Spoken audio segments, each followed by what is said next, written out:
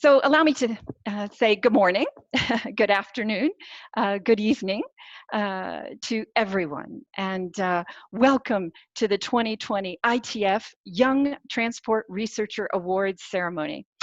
My name is Mary Crass, and I'm head of Institutional Relations and the Summit for the International Transport Forum. It's really my great pleasure today to host this ceremony. Thank you all for being so numerous in joining us for the awarding of this distinguished prize. This year, we are gathering, as I said earlier, for the first time in these virtual circumstances for a ceremony that usually takes place at our annual summit, as I've just mentioned to those of you who were already with us a couple of minutes ago. The current health crisis having forced us to postpone our annual event, we decided to move forward anyway with this important feature of our summit, so as to recognize in a timely fashion the creative talent of our 2020 Young Researcher of the Year winner. And this year's award winner is Dr. Anne de Bortoli from France. And we're delighted to have her with us today to share her award-winning research. Before I introduce our Secretary General, Young Tae Kim, for the awarding of this distinction, allow me to say a few quick words about the award itself. Since our first summit, some 13 years ago now, ITF has recognized outstanding transport research, good practice, and innovation that contributes to the efficiency, the accessibility, and social inclusiveness, as well as the environmental sustainability of transport and mobility activity. The Young Transport Researcher Award discerns distinction for excellence in transport research on a young investigator in the field, whose work bridges the academic exploration of a particular topic with its policy relevance and with its application. So academic exploration of a topic, policy relevance, and application. This year's candidates for the award submitted their work in alignment with the 2020 Summit theme, Transport Innovation for Sustainable Development. Could I thank our distinguished jury of experts for their expertise and effort in discerning the winner of this award. Allow me just to mention them briefly. Professor Anthony Stathopoulos of Greece, Professor Oral Erdogan of Turkey, David Crow of Ireland, Dominique Mignot of the Université Gustave Eiffel here in France, Niels Selsmark of the Danish Transport Agency. And we're very grateful to all of you for your time and your effort to discern the winner of this award. I'd also like to recognize ITF staff who participated in the organization of the award, notably our colleague Elizabeth Vindish, who led the jury in the scrutiny of the submissions and in the discernment of a winner. Before I hand the floor to our Secretary General to award the prize, a few words about how our session will go. So, first, following the awarding of the prize, we'll have a series of presentations from a panel of experts who will share with us the broader policy context of the research that will be presented by our award winner, Dr. Bortoli. We'll be using the Q&A function, the question and answer function that you will see at the bottom of your screen. A couple of housekeeping indicators, if you would please. Keep your questions short, okay? Keep them very short, very succinct. Indicate in your question to which panelist you would like to address your question. So you will have heard the presentations, and then in your question say, this question will be for panelist, and then give the name. We would ask you to submit your questions before 13:40. So now we are 13:14. This may take a little bit longer, but if you could, just as soon as those panel presentations are complete, please submit your questions. I don't think we're going to be there by 13:40, but we'll try. Just as soon as you can, and that way we'll be able to relay your questions live and hear from our panel of experts as to their answers. So with no further ado, I hope that's all clear, but if not, you'll let us know in a Q&A as well. It's my honor and pleasure to introduce our ITF Secretary General, Young-tae Kim, to award the prize. So Young-tae, over to you. Thank you, Mary. Hi, everybody. It's really a different situation, and everyone is experiencing really new thing. And this is my third Zoom meeting today, and we are experiencing a lot of the technical issues as well.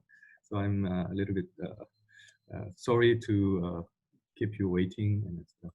So today, if it were a normal situation, today would be the first day of the ITF Annual Summit 2020 in Leipzig. So that is where we normally honor the ITF Young Researcher of the Year.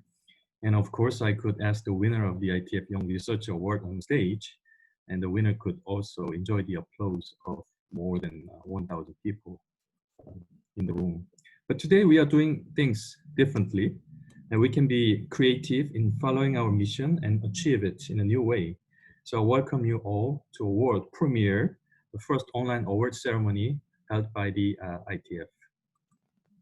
Since 2008, ITF held its first annual summit. We've used this occasion to honor a promising scientist as the ITF Young Researcher of the Year. The first winner was Dr. Helen Howard from the United Kingdom. But today, Dr. Howard is a research fellow at Harvard University in the US, which goes to show that being an ITF Young Researcher is not such a bad thing. And which also explains why we received so many applications this year's research award. And we actually received 51 submissions representing 22 nations from 5 continents. And I'm truly delighted to present to you today the ITF's Young Researcher of the Year 2020. And it is Dr. Anne de Bortoli. Anne de Bortoli has from France, ITF Secretary's host country, and holds a PhD from Bon Paris Tech. And she already has an ample international experience as a researcher, and she was a research assistant at the National Taiwan University. She was a visiting scholar at the University of California at Berkeley in the US, and she conducted the research we are honoring today in Greece at the University of Patras. So in the meantime, Anne left academia, but she's not given up scientific experience. She currently works as a researcher for Eurovia, the road construction subsidiary of the Vinci Group. And she convinced the jury of international experts with a study that is not only well conceived methodologically, it also addresses a question of immediate practice relevance for policymakers. It provides answers to questions that cities around the world have been struggling with recently. Are e-scooters a good or a bad thing in terms of their environmental impact? Should cities therefore encourage them or perhaps even ban them? This is a really difficult question. I leave it to Anne to share with you the answers that she has spent many, many hours working on. Just let me say this, Anne de Bortoli's research brilliantly tackles an often overlooked aspect in the quest for green transport, namely the indirect environmental impacts of new forms of urban mobility.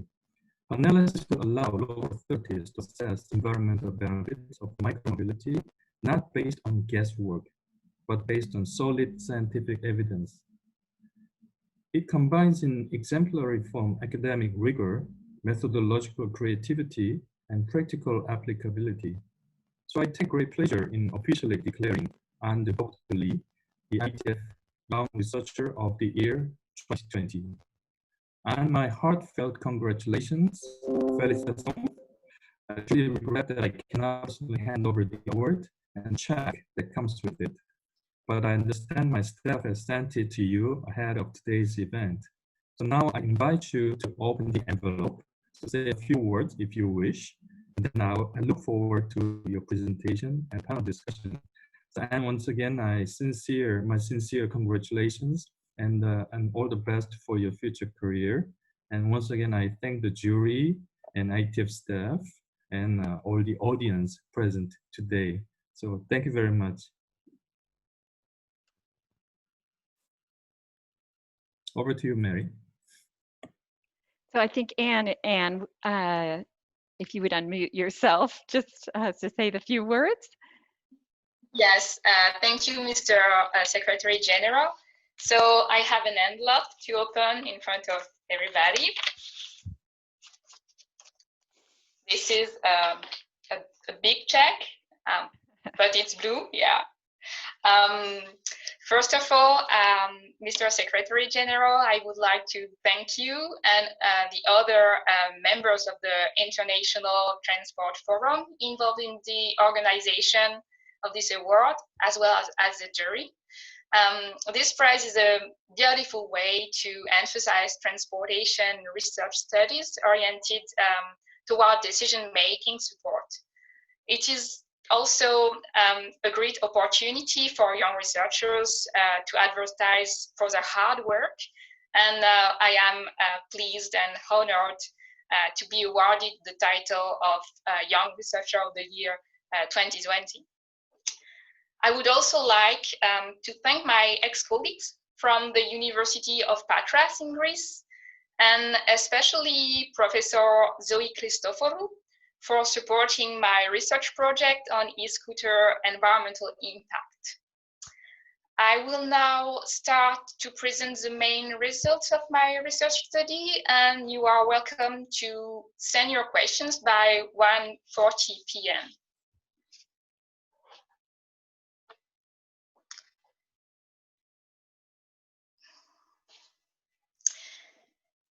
Today, I will talk to you about e-scooters disruption and its effect on climate change. Do you recall 1.5 years ago when e-scooters flourished everywhere in metropolitan areas? Many people started to use them. Some people became very upset about these new micro vehicles in the streets, and people were arguing about their environmental impact.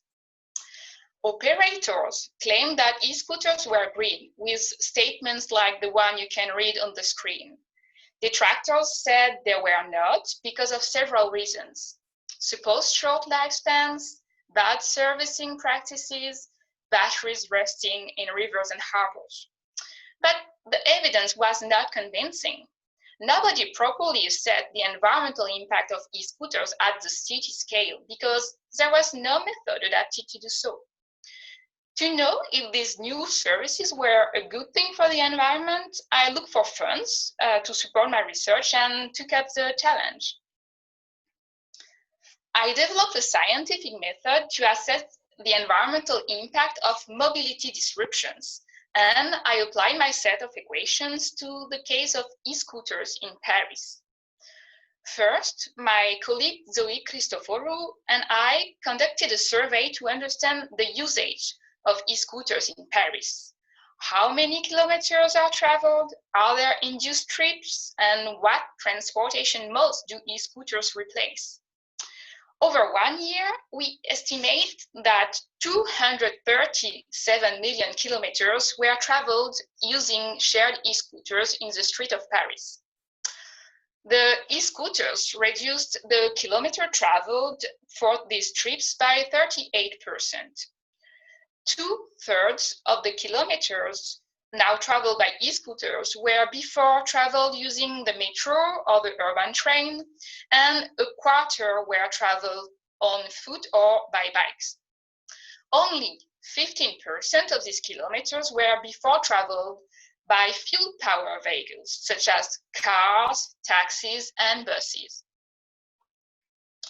Second, I assessed the carbon footprint of e-scooters in Paris, as well as all the alternative modes of transportation.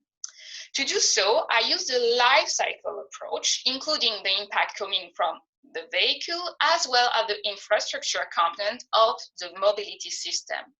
This means I considered the energy consumed by the vehicles, but also the manufacturing, maintenance, and end of life of vehicle and infrastructure components. Third, I calculated the climate change contribution of the e-scooter disruption in Paris over 1 year. And I took into consideration the modal shifts. According to my model, this new service increased the carbon footprint of Paris by 12,000 tons of CO2 equivalent, mainly because of the high impact of e-scooter manufacturing and servicing. On the histogram, you can see the marginal greenhouse gas emissions that e-scooters generated. Marginal emissions are additional and saved emissions compared to a situation without e-scooters. 1/3 of the marginal emissions are due to e-scooter manufacturing, 1/3 is due to their servicing, and the rest is savings due to modal shifts, and particularly as a result of energy savings. So the results show that shared e-scooters have not been good for the planet so far in Paris. I then asked myself, can we reverse this trend? I made some sensitivity analysis to explore different possibilities. On the graph on the left, what you can see is that increasing the lifespan of the e-scooters is not enough to make them environmentally beneficial in Paris. Even if you travel 15,000 kilometers over the e-scooter's lifespan, in other words, the maximal mileage that personal e-scooters can reach today, the marginal greenhouse gas emissions are still positive in Paris. This means that we also need to improve servicing, that is to say, how we collect, charge, and balance the e-scooters in the city. This is why I then simulated the carbon footprint of the e-scooters under different servicing scenarios. You can see the results on the histogram on the right.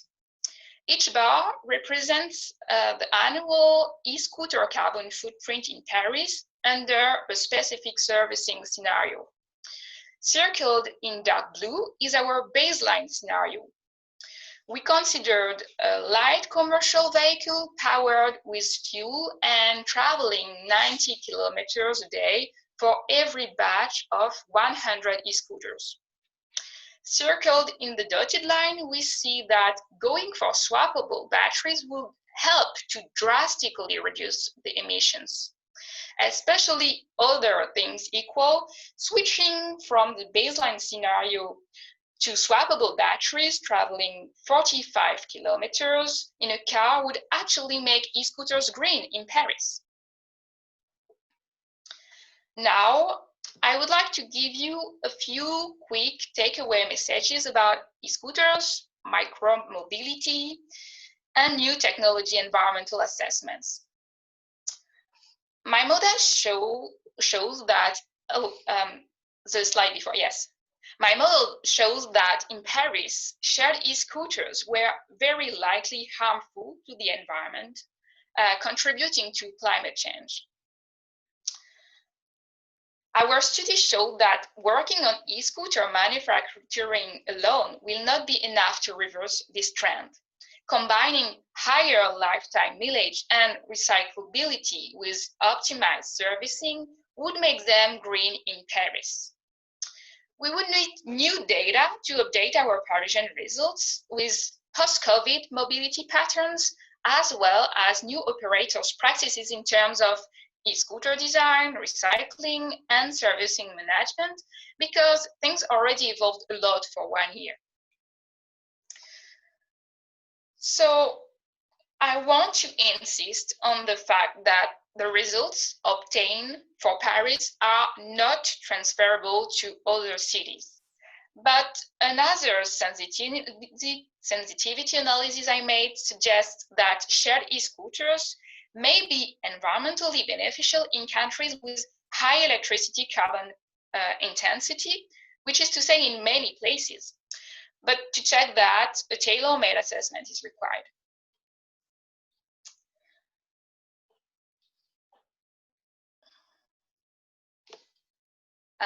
Next slide.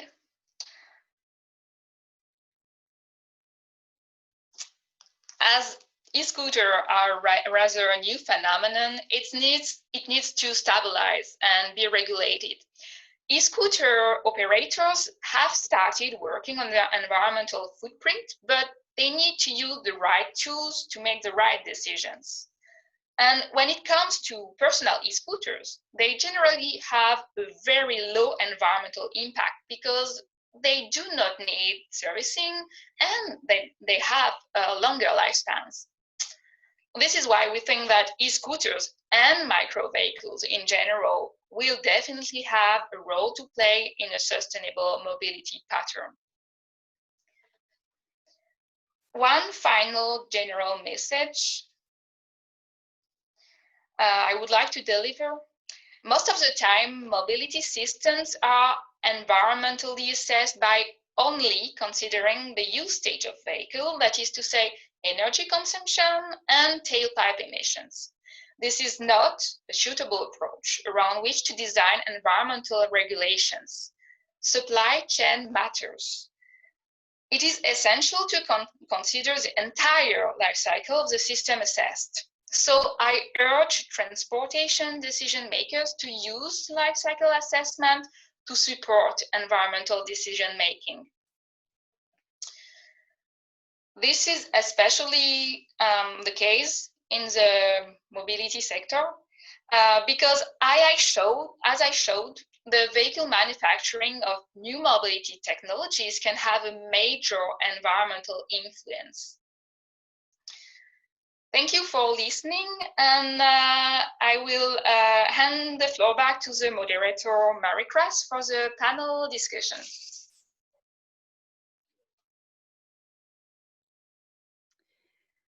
Thank you. Thank you so much, Anne, for your presentation and for this really timely and helpful research that, without a doubt, really contributes to moving forward our understanding in the transport sector of both the opportunities presented by e-scooters and also the challenges that you very adeptly point to in your research. I think this is really going to go a long way to fulfilling the objectives of this award, which, as I said earlier, are to bridge the academic research with the policy and practical application of the findings of that research. So it's extremely helpful. Thank you so much for that presentation. Now, to provide some context and some perspective around our award winners' research, I'm very pleased to introduce a distinguished panel of experts that are going to share their own views, their own experience through the analytical work that they are doing related to micromobility more generally and e-scooters more specifically. And so it's my pleasure now to introduce Sarah Badoux from Voi. Sarah, welcome to you. And then three of my colleagues at the ITF who are working in this area. First of all, Pierpaolo Cazzola. Pierpaolo, welcome to you. Tatiana Samsonova. Tatiana, hello, and Philippe Christ. And so with no further ado, I'm going to turn the floor over to Sarah. Could I just remind everyone to use that Q&A function at the bottom of your screen. Again, as I said earlier, keep your questions short, but please do feel free to ask the questions that you have. Indicate to which panelist if there is a particular expert that you would like to address your question to. And then we'll have some time to share your reflections and questions with all of the audience just thereafter. So with no further ado, Sarah, over to you. Thank you so much, Mary. Well, hi to everyone. First off, huge congratulations to Anne for her tremendous and really groundbreaking work on the environmental impact of e-scooter sharing. And it's so timely that this research comes out. It helps us as operators to, understand the drivers of CO2 of our services and also of sustainable adoption, and kind of challenge and validate our own initiatives that we are taking our sustainability strategies on how to design a service that reduces emissions and how to design a service that promotes sustainable adoption and ultimately more modal shift and replacement of cars. And so as a sustainability manager at Voi, Voi is one of the leading e-scooter sharing companies in Europe. It's based in Sweden. I'm really encouraged, as you also pointed out, Anne, at the very fast rate of improvement, of progress, of innovation we're seeing in this sector. And I'm also encouraged by how we see that the environmental interest and the business interests in this sector are actually very much aligned. So for instance, extending lifespan, optimizing operations. These are something that we don't, as a sustainability manager, I don't at all have to fight the business side of things. We're very much on the same page. And as a sustainable business, we are working on these things together. And so e-scooter sharing in Europe is less than 2 years old, but we've seen a lot of innovations. And so with new generations of scooters that are designed for shared use, they do last longer. And you did point out on the swappable battery innovation, which is, in my mind, really a leapfrog innovation we're seeing in this sector. Our LCA that was conducted by EY shows that in Stockholm, for instance, transitioning to swappable battery operations. So for the audience, if they're not familiar, this removes the need to transport scooters from the city to warehouses to be charged. We're swapping batteries on the spot in the city, usually with cargo bikes. This enabled a 90% reduction in operational emissions, what Anne is referring to as servicing emissions, bringing these down to about 3% of our overall impact. But what that leaves us with as the next frontier for sustainable in our sustainability strategy for improving our environmental footprint is, as you mentioned, Anne, as well, reducing production impact. So considering swappable battery innovation, this now accounts for about 83% of our total service emissions. So how do we tackle these? So the next frontier for us is, of course, making sure the lifespan is as long as possible. So this is also by adopting a circular economy approach of making sure we're repairing scooters, reusing them. We recently also implemented a new initiative which aims to repurpose old scooters that can't be used for sharing. So in these cases, we either donate or sell scooters to smaller scale projects, for instance, on a campus, for instance, at hospitals, or in other scenarios, to make sure that those scooters have a second life. It's also ensuring that we use recycled materials at production, or that we're using more recyclable materials at production. Shortening supply chains is also something we're looking into. And modal shift, this is more like an external sustainability driver, so ensuring we have sustainable adoption of our service in cities. And just to wrap up, I would like to broaden maybe the scope of the discussion also to the social impact of micromobility and maybe future areas for research. So the environmental side is extremely important, and that's where we're working on it. But there are also some social impacts of micromobility that are very interesting and that should be mentioned. So for instance, they can reduce commuting time and potentially help reduce congestion. And research here has shown that that can be a key driver of well-being in cities. It's also linked to social mobility.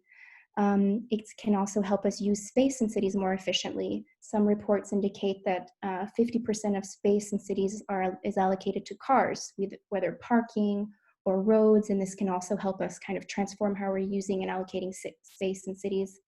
Can potentially also support local business. It's easier to get off of an e-scooter than a metro to maybe visit a local shop. And in these COVID times, it's also a mode that enables social distancing. So a lot of cities are looking into this and maybe ways we can transition out of lockdown. And finally, as mentioned, the adoption is very high. And so what I see here is a potential to change our mobility culture and change our behaviors. But it's up to us as operators and regulators and experts to ensure that we change to more sustainable behaviors. So for instance, I would love to see it as kind of a gateway to cycling. So get people to try this A to B mobility. It could be a way to also promote cycling, other alternative modes of transport.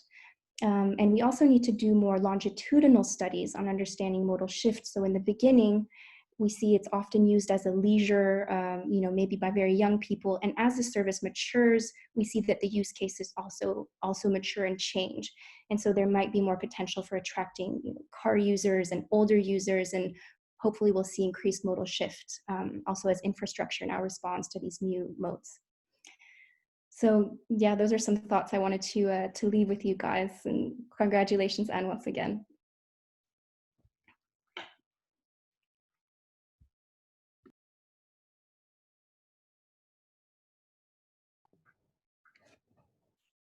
Okay, I'm the next speaker in the panel. So I'd like to also congratulate Anne for the award, a great piece of work, and thanks Sarah for having covered a lot of ground already.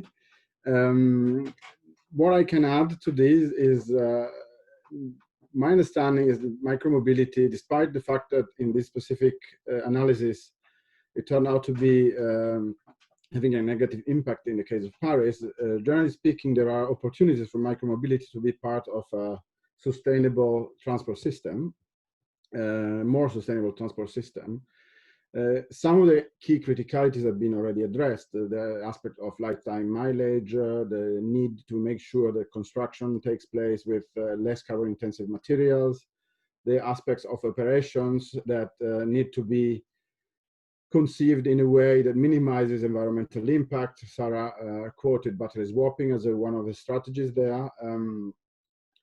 More generally, what I would like to say is that I think the degree of understanding that we have of the impact of e-scooters depends on the availability of information. And this is one area where I think we are behind. We don't have much transparency on what are data besides life cycle assessments, which have been carried out by single companies. There's no transmission of, not much transparency about what public authorities can know or not know about this. So that's probably one area that is important to develop and where it's important to make sure that there's a better work done. Other aspects that I think have been touched upon, but are worth also flagging, are the relevance of micromobility in cases where it can be paired with public transportation as a way to foster modal shift away from more carbon intensive modes. I'm thinking of cases like car travel in any type of form in urban environments, from personal cars to shared vehicles without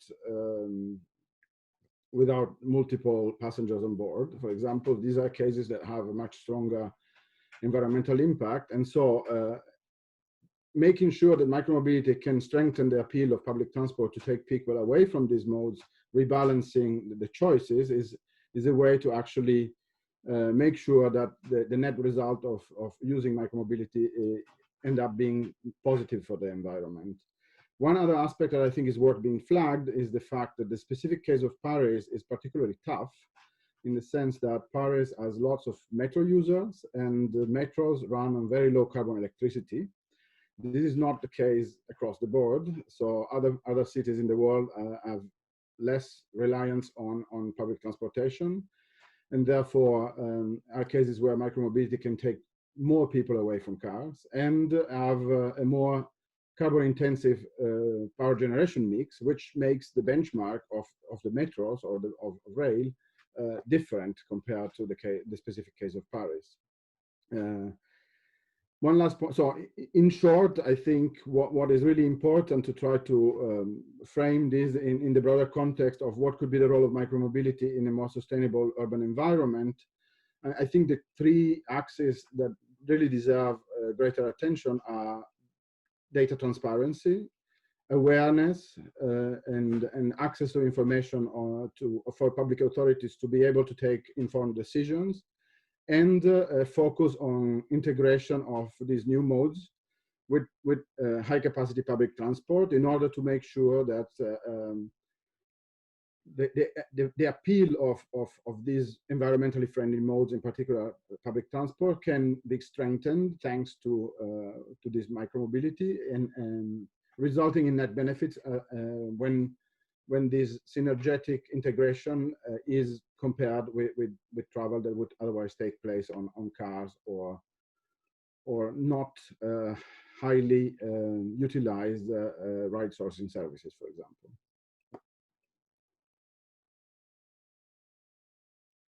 Thank you, Pierpaolo. And now over to you, Tatiana. Thank you, Mary. Good afternoon, everyone. At the ITF, I have recently started to work on the questions related to the regulation of micromobility, and there are still way too many questions. So what do we do about it? What's the value? What's the environmental impact? Do we love it? Do we hate it? So how should cities actually regulate it? Would like next forward. But in this context, I would really like to thank Anne for the paper, for an absolutely excellent paper she produced and all of the research around it. I'm not sure if it's already available for everyone, but the level of detail is quite impressive. So huge congratulations. And I think it's really important to highlight this research because as I started to work on these questions, I realized that there is a fair deal of uncertainty or suspicious regards on the role of micromobility for greening urban environments. And I think that the most interesting question here, something that I found really valuable in Anne's paper, is the question of substitution effects. As Pierre has just mentioned, the effects on the mode share may depend on the structure of the city, on density, on baseline mode share, on availability of alternatives. This is something that Anne picked up in her paper, but there is additional research made for some of the US cities where the conclusion is that, for instance, for cities like Portland, Chicago, Santa Monica, Minneapolis, somewhat between 30 and 50% of e-scooter trips would have otherwise been made by car. So having more data and having more analysis to be able to compare how e-scooters play out in different environments is extremely important. But also it's important to understand what are the phases in the life cycle where improvements could be made and how governments could set in place rules in a way that will be the most beneficial. And so when we talk about value of the services, there is a whole new factor that I think Philippe is going to talk about further, something that Anne has mentioned. Now we need to take into equation social distancing and the value of the services for helping to keep people apart. But even when we were able to shake hands and hold hands, the question of inconsistent and overly restrictive regulation of the sector has been problematic. And it has been often undermining the value of the services. And what we see that in many instances, the regulatory burden is way too high. Obviously, there are negative externalities that should be corrected for, but the objective should be regulating in a way that will help to maximize the potential of the services to contribute to sustainable mobility options while curbing external impacts. What we see is that running the services is extremely costly, and while the costs are too high, on top of that, a lot of cities are imposing additional fees. And if we think about it, car drivers don't pay anywhere near this regulatory fees in many cities, even if we include registration or gas tax. And scooter fees are of magnitude higher. These fees could be imposed per scooter, per operation permit, per ride, and so on and so forth. And they are they're disproportionately high relative to first the space that scooters occupy in cities, but also the potential value of micro vehicles. Second, many cities are trying to limit or cap the number of scooters that we have in cities as a way to reduce cluttering of sidewalk. Yet it often leads to a situation where we just don't really have scooters available anywhere. From the operator's perspective, something that we heard is that the preferable approach would be to have a truly dynamic cap that is adjusted that is adjusted based on demand. Say, as long as the scooter is used a certain number of times per day, then more scooters can be added to the fleet. This could allow to increase or decrease the number of vehicles on the street according to demand, perhaps also reduce the costs or environmental impacts for servicing or producing scooters. I think that another important point, something that I face myself, is the inconsistent practices within cities and between cities, especially when it comes to geofencing and the areas where we can ride scooters. In reality, it doesn't really make sense to ban shared scooters from riding in places where own scooters can do so. So cities should have a single standard rule for all bikes and scooters, whether owned or shared, and enforcement should be via ticketing or imposing fees on users who violate these rules. And the last point with which I'll open the floor to Philippe is space. We need to accept that e-scooters are now part of mobility mix, and we need to provide space for the services, to ride the services, to park the services. We don't want e-scooters to be cluttering sidewalks. Well, we need to reallocate more parking space. For instance, Paris in 2020 reallocated or added 2,500 parking spaces to e-scooters, and there's even more potential for that. So I'll stop on that as I'm running out of time, I believe, and I will give the microphone to Philippe. Great, thank you, Tatiana. Félicitations, Anne, for an incredible, very detailed, and very useful paper. I'm going to step back a little bit and talk about the work that you've done in the broader context of shared micromobility and micromobility in general. The focus of your work has been on shared micromobility and free-floating scooters in particular. Now, as you've mentioned, these services are quite young. They're less than 3 years old in the world, less than 2 years old in Paris. And so I think it's important to remember that the phenomena that we see is very much still in evolution. And this is a point that's come up a few times. What we see now is not necessarily where the market will settle. It's not necessarily where the practice of micromobility will settle. And so this uncertainty is something that we have to keep in mind. And I think there's some messages in your work that help us understand how to better navigate through that uncertainty when we talk about life cycle impacts. The free-floating model, the free-floating shared micromobility model has been extremely successful and very popular for a number of reasons. For the convenience factor, first and last kilometer connections, as Pierpaolo indicated, the time savings, and yet it is still relatively expensive from a consumer perspective to use. It has challenging unit economics, as any operator can tell you. And it is inserted into public space that was not designed for it, in addition to the issues relating to the life cycle impacts that you have highlighted in your work, Anne. And so these are things to keep in mind when we go forward. And one thing that we should retain from all of this is that the free-floating shared micromobility market is just part of the overall micromobility picture. I'm going to go on a limb and say that the owned and leasing model will dominate unit sales going forward. It already does. In France, there are 478,000 e-scooters sold in 2019, 388,000 electric bikes sold in 2019 versus 42,000 electric cars. So clearly people are buying these things and they're not just using them when they're available through services. And so the shared model will coexist besides the owned or leased model. And that's something to keep in mind going forward, because the impact of shared services is not going to be the only impact of micromobility. And it is maybe going to be marginal as more and more people own these devices. Now, I think that when we talk about ownership versus usership, of course, the lifespan of the devices will extend, but the use of each individual device will go down. So that's something to account for going forward.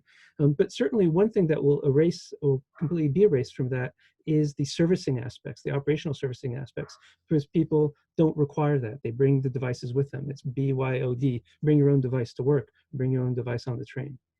And so that might be an impact on the overall LCA of micromobility, not just of shared micromobility. I think one of the things that we've seen is that shared micromobility has opened up the door to ownership And it's also opened up the door to usership. And that usership has exposed many more people to the need to have safe infrastructure. And this is something that some scooter companies and micromobility, shared micromobility companies have advocated for. It's something that cities have responded to, and especially now with the requirements that we have on providing physically spaced access to cities, especially in a time when people are unwilling or fearful of using public transport. And so there is a moment in time where having had the shared model in place has primed the pump for reallocating city space to lighter mobility, including all forms of micromobility. As Katiana's pointed out, shared micromobility has catalyzed the reallocation of parking spaces and hubbing spaces away from large single-use boxes to smaller devices that run on electric power. And that is not something that is bad in the long run, because it shows a more efficient use of that space with devices that provide much lower impact on a per kilometer basis. In dense urban areas and dense urban cores, I think it's likely that we'll see public authorities continue to exercise their role as public space managers. And what that means is probably we'll see a move away from the pure free-floating model in these areas to a block-to-block hubbing model. This is something that, as Tatiana's pointed out, is already underway in Paris. It's underway in a number of cities around the world. And that, again, will impact not just the shared micromobility sector, but it will also impact the owned or leased micromobility sector. But what it does is create the availability of infrastructure to support all of these trips. I think it's important to note that shared and owned micromobility correlate well together. We look around the world, some of the cities with the highest per capita e-scooter ridership, Tel Aviv, for example, has the highest e-scooter ownership rate in the world. These are not devices that cannibalize each other. They lead to a virtuous circle of increased usage of micromobility. As was pointed out, there's a likely evolution of micromobility form factors, sitting scooters, two-person e-bikes like the ones that have just been or will be rolled out in Grenoble. There are a number of challenges that this will pose for especially very prescriptive regulation. And this is very much to the point that Tatiana has pointed out, that we have to have regulatory frameworks that allow us to assess what it is that the market presents us with, not just what it is that the market has presented to us with 2, 3, 4 years ago. The shared micromobility sector still has not found a long-term viable, robust business model. And that's problematic for cities, because we have to find ways in which to encourage these business models where they provide social value.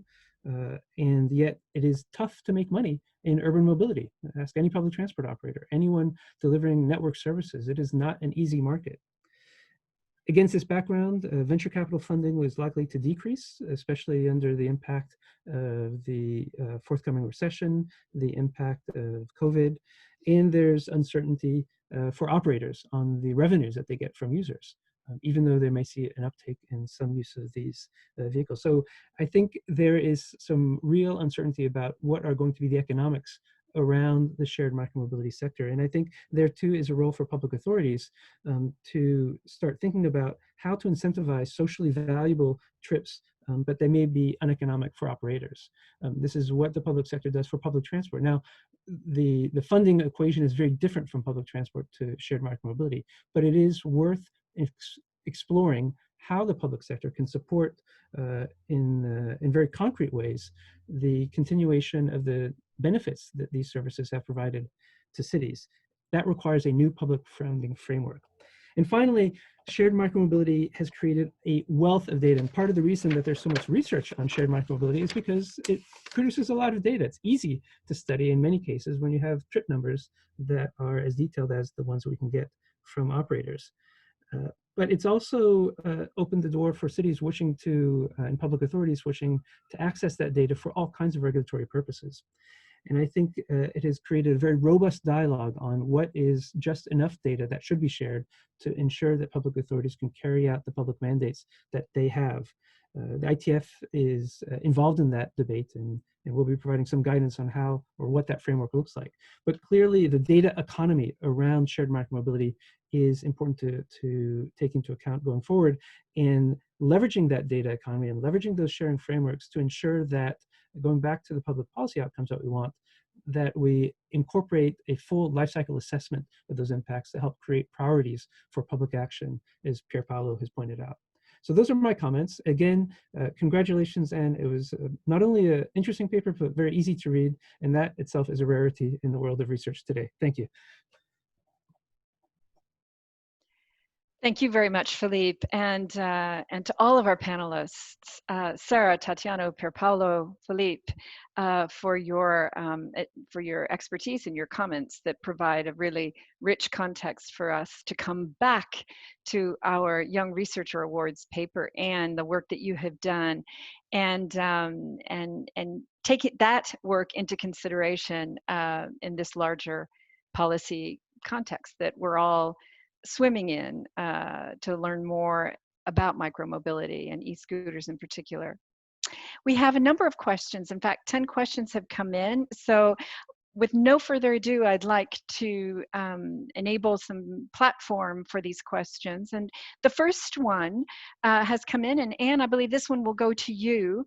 It directly refers to your research and asks, have you taken into account induced trips of shared e-scooters, or has your work considered or focused rather exclusively on modal transfer? Yes, actually, we did include modal shifts as well as induced trips. And according to our survey, we got around 8% of induced trips when we did the survey. It was last summer. But what we could think is that with people getting used to e-scooters and e-scooters getting a bit less fun and new, maybe we would have less induced trips. So yes, we did. Okay. All right. Thank you. Thank you very much for that. A question back to you, Anne. And our colleague asks, what would be the result if all negative aspects of what you have signaled regarding free-floating e-scooters were to be resolved? So if all the negative aspects were addressed, what impact would that have on e-scooting in general, if you will? Well, if free-floating e-scooters became zero emission, like carbon neutral, e-scooters would generate a saving of 12,000 tons of CO2 equivalent every year. But it doesn't exist. I mean, there is no zero emission activity. So if we solve the problem of servicing and it dropped to zero, but again, it's not possible, the free-floating e-scooter emits around 50 grams of CO2 equivalent per kilometer traveled. So this is very low, but it's still higher in Paris than public transportation, because as Pierpaolo said, we have a very low carbon intensity electricity mix. Mm-hmm. So the Parisian case is pretty special, and I'm pretty sure that in US, like North American cities, in many of them, in China, in Germany, we could have a good impact of free-floating e-scooters. But again, we need to check that using like a proper method. About personal e-scooters, we have an impact of around 30 grams of CO2 equivalent per kilometer for lifetime mileage of 5,200 kilometers. So it's also pretty low, and it's as low as shared electric bicycles, actually. Mm-hmm. And now, if you really design super well your personal e-scooter and that you take good care of it, and you reach 15,000 kilometers over its lifespan, you can have only 12 grams of CO2 equivalent per kilometer. And this is among the less emitting modes you can have in Paris and in other places, in other countries. This is a very performant mode. Okay, great. Thank you. Thank you very much for that. A question for Tatiana comes in from Singapore. Tatiana, you mentioned population caps and cluttering.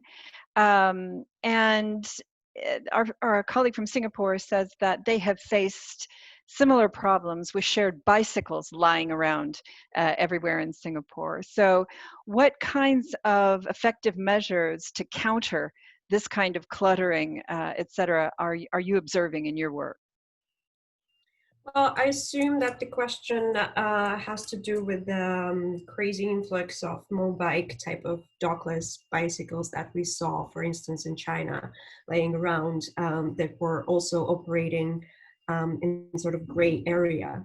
I think there are two aspects. One is the number of devices that are allowed on the streets. And as I said, having a flexible policy framework where utilization rates are the basis for the fleet size that is allowed in cities could be an efficient way to have the number of vehicles that actually meets the demand. And another question here are the enforcement rules and well, rules related to where you're actually allowed to park the vehicle and how these things are being enforced.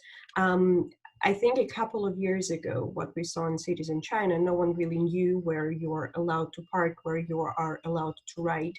And so combined with a huge number of dockless bikes, this led to a situation where pedestrians could not just walk through the streets. So having consistent and clear rules, for instance, in Paris now, as I said, there are parking spaces, even though between operators they vary, it gradually it's starting to make more sense for users and for operators, and we're starting to understand a little bit more about what is allowed and what is not. So I feel that those examples in Europe are trying to move towards more clear and more consistent regulation and making users understand how you can park, where you can park, and what you should do and what you should not do. Okay. Thank you, Tatiana. Here's a question for Sarah. Sarah, where is the industry as a whole, and particularly regarding your competitors, as concerns battery swapping, using cargo bikes, etc., to reduce servicing emissions? Yeah, great question. So I think in the beginning there was some debate around whether this was viable, it was safe, are batteries going to be stolen? So some operators were more cautious in the beginning. European players, so us, there's also TIER, we've been quite fast at piloting this, and we've seen very, very good results both on our unit economics but also on our environmental impact. So we're transitioning all of our cities progressively. So our policy is to use also older generation scooters as long as possible, and to not swap them out too early for the newer version. But we are transitioning, and so is TIER, for instance. I'm not really sure on the American players. I believe Lime is also starting to do that. I'm not sure what the status is though in American cities in Latin America. What I've heard in Latin America also, labor costs are much lower, so there's less pressure to also optimize the operational model to maybe swappable battery scooters. But I believe this will be kind of best practice going forward. It might take a bit longer in other regions though. Okay, all right, thank you, Sarah. Maybe staying on sort of the life cycle sphere a little bit. We have a question coming in, and maybe Pierre, maybe you take this. How feasible would it be to extend the life of scooters without doubling the negative impacts of materials and manufacturing? Do you want to take that, Pierre, or Sarah, or anybody? But maybe you tackle it first. Well, actually, I can try. I'm not sure I grasp it all, because I Okay. think if you extend the lifetime of a scooter, you are effectively using more for a longer period of time, the same amount of materials, which are those that have been used to build the scooter, except for the fact that you will need a little more maintenance, and so maybe some replacement parts. So essentially, per unit kilo of material used, extending the lifetime means that you have less emissions. So the more kilometers you can do with the same amount of material, the lower are the unit emissions that are associated with each of the kilos of materials that you needed to build the scooter or to maintain it. So if that's exactly why, in the case of micromobility, manufacturing emissions are an important component in the overall life cycle emissions. And so that's exactly why, by extending the lifetime, you're reducing the environmental impact. Yeah. In that case. Okay, that makes good sense. Philippe, it looks like you want to come in on that. I think we can also look to what some operators are doing, which is that you don't have to swap out the entire scooter every time the entire scooter reaches its end of life. And many scooter operators and manufacturers are looking at more modular construction and swapping out, of course, the battery, but other subcomponents that may wear more rapidly, with perhaps the chassis maybe lasting longer. So I think there's some exploration there as to how do you best design the modularity of the construction of the scooter to still provide some freedom on the form factor, which is part of the business success of the model, but without really extending the life cycle impacts if you see the longer extension of life of each whole unit with all its modules together. So I think modularity is clearly one of the areas that operators are looking at. Okay, thanks, Philippe, for that additional point. Yeah, Anne, please. I really believe that we also just need to acknowledge that the environmental performance of micro vehicles today is not really like there is no incentive in doing a very lifelong micro vehicle. But if there are some incentives, and if, for instance, operators eco-design their e-scooters when they design them, or if they just ask in their bids to have good environmental impacts that are like verified according to some standards, international standards we have to produce environmental project declarations, for instance, I think it would really change the market totally. So it's our responsibility to ask for environmental criteria and to send the signal that we want better environmentally friendly objects. Okay, thank you, Anne. Thank you for that. We have a couple of questions that are sort of looking at how e-scooters fit into a larger modal environment. So one question comes in: how can e-scooters and micromobility more widely writ be made to function more symbiotically or together instead of competing for the same trips? Would somebody like to come in on that? How can we better organize the modal share aspect, if you will? Okay. So Pierre, you want to come in, and then Philippe, you follow up?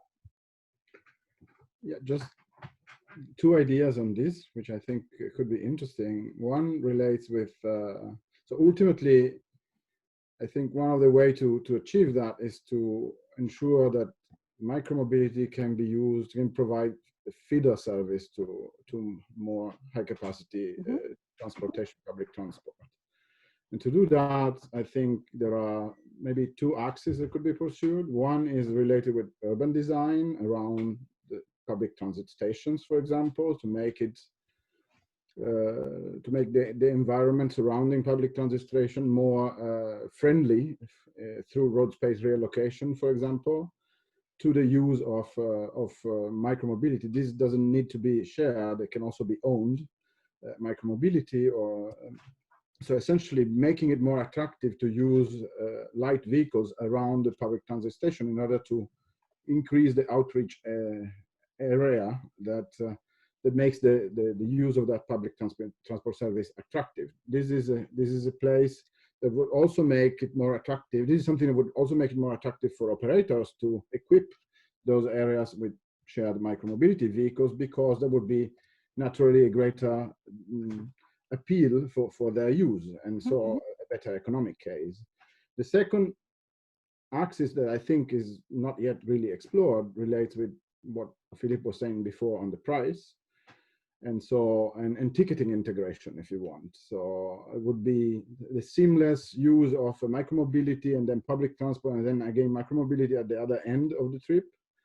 It's something that could be a much better consumer experience if we didn't have to move across different providers, and we had just to pay once for the whole service we're using. And so that then bridges to the idea of mobility as a service, and which is broader than just that, but essentially is something that could make it again the appeal of the combined service much stronger than what we face today. Okay. Philippe, I'm sure you have more to add if you. Yeah, thanks, Pierre. Philippe, yeah, quickly, yeah. What I have to add is what he said. So you agree? Yeah, okay, cool. All right, very good then. There's another question that has just come in that is similar, that looks at e-scooters relative to other modes, and in particular bicycles or e-bikes. So this sort of builds on what we've just heard. This can be for this question comes in for Anne or anyone on the panel. What are the advantages of e-scooters compared to bicycles or e-bikes? Our colleague who asks this question believes that that promotion of e-scooters as an alternative to cycling should be avoided, that there could be negative impacts in doing that. So modal shifts from bicycles to e-scooters would not be productive. And particularly for short trips, the use of non-motorized vehicles or walking, in the view of our colleague who asked this question, should be promoted. So how do we manage the cannibalization effect, if you will? Philippe, why don't you pop in on this one? And then Anne, did you want to come in as well? Okay, great. So Philippe and Anne. It's a complicated question because there are many answers depending on what you're looking at. Are you looking at safety? Are you looking at health? Are you looking at the environmental impact? Those are all considerations. It's true that when we look at the social benefits of cycling, for example, most of those benefits fall from the physical activity side that cycling induces in people. So more physical activity, like for walking, creates social benefits that are measured and monetized, and in many cases outnumber the negative impacts of crashes in cycling by 18, 19, 20 times to 1. You don't get that with more passive means of light mobility, like scootering. So the health aspect is something to consider when you think about where in the pyramid of priorities public authorities want to place scootering. But there are a lot of other reasons why you do want to have light devices getting people around the city rather than heavy, big devices. And safety is one of those. And I encourage people to look at the work that the ITF has done on safe micromobility and trying to understand what are the safety impacts and turns out benefits of having light micromobility used in cities versus other, especially cars in cities. So there are a number of ways to look at that, but I think any city with a strong sustainability filter in its policymaking will probably still put active mobility, so walking and cycling, at the highest pinnacle of that pyramid. Okay, all right, great. Thanks for that, Peter. Sorry, Philippe. Anne, did you want to come in? Yes, so actually, micro vehicles within the same family, like e-bikes or bikes or e-scooters, you can have huge variability in terms of environmental impact. It means you can have a better e-bike than e-scooter, and vice versa if you don't design it the same way or you don't use it the same way. So it really depends on what happened during the life cycle again of the micro vehicle, and this is why there is no reason for getting more credit to e-bike than to e-scooters actually. And there is also, as Philippe said, the impact of sportive activity. So do you practice practice more if you use an e-bike or an e-scooter? I don't know actually. It depends on the kind of e-scooter. Some of them are a bit rough to drive, some are very smooth, and so I think we need some extra research on that to conclude. Okay, all right. Thanks very much for that, Philippe. Quickly, you want to come back in? Just to say, there is research underway on that, and it'll be very interesting to see the findings. But the findings that we see right now is that the activity linked to electric cycling is relatively high. The activity that we see linked to electric scootering is relatively low. So that's what the emerging research is indicating. Okay, great. Thanks for that clarification, Philippe. We have about 10 minutes left in our awards ceremony, and I've got two questions, one for Anne and one for Sarah, and then we will wind up our discussion time together. Let me start with the question for Sarah, just if you wouldn't mind. One of our colleagues in the participation asks if you wouldn't mind sharing some of your perspectives on Voi's strategic partnership with BlaBlaCar, which has just recently been announced. And if you might just address what the potential benefits for users are going to be, you hope anyway, of that strategic partnership. Would you mind mentioning that? Yes, absolutely. So that was announced yesterday, so we're very up to date. So it kind of goes into what we were mentioning before on how how can it be integrated in cities, modal shift, etc. So BlaBlaCar is a French carpooling, but also bus, like long distance intercity bus pooling platform. And we have now announced a partnership with them where Voi will actually be branded now as BlaBla Ride, excuse me, in France. And so what this essentially is a intermodal mass platform now. And the aim here is to really offer a seamless platform and service, whether it's in cities, intercity, urban or interurban mobility, and with the overall aim to kind of fight this autosolisme, so like single passenger car use. So that's the high level idea behind it, and it's the first intermodal integration we have at Voi. We also have some mass integration with public transport operators, but with a private mobility actor, and I think this is going to be a trend that will be growing in Europe and around the world, seeing more mass integration and more collaboration between public transport and mobility providers. Okay. Thank you very much for that, Anne. Sarah, that just came out yesterday, and so having your views one day later is really great for everybody. So we have one final question, and this one would go to Anne. And Anne, it comes from a representative of Bolt, which is an Estonian multimodal transport platform, which operates both private hire vehicles and shared scooters. And the question is pertaining to the methodology that you employed to measure modal shift in Paris. So it's a methodological question.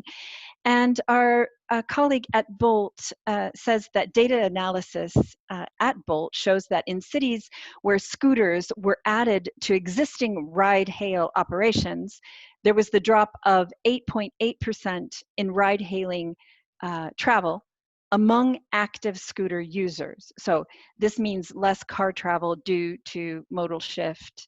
And so if you could think about your observations in Paris, how would that be reflected in the methodology that you used? So first, I would like to emphasize the fact that one problem we have to make our environmental assessments is that we need kilometer-based data.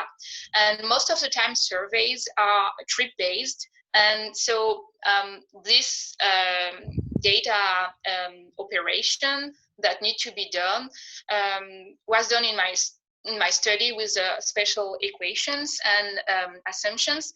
And so kilometer-based, what we found with our survey in Paris is that modal shift from cars, either taxi, ride-hailing, or personal automobiles accounts for 7% of the kilometers shifted, sorry.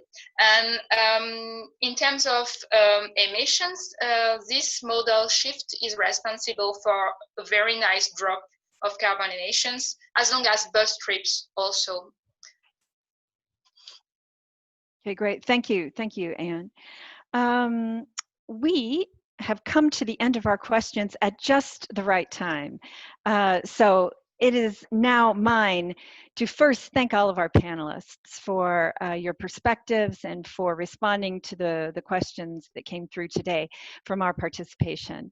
We're very grateful for that. And I think, Anne, it lends a contextual environment for the excellent and now truly recognized as outstanding research that you have done. Very helpful, as this is a new field and everyone is trying to understand really all of the policy ramifications of micromobility. So your paper is a huge contribution to that, and we're very pleased to have you as our Young Researcher Award for 2020 winner.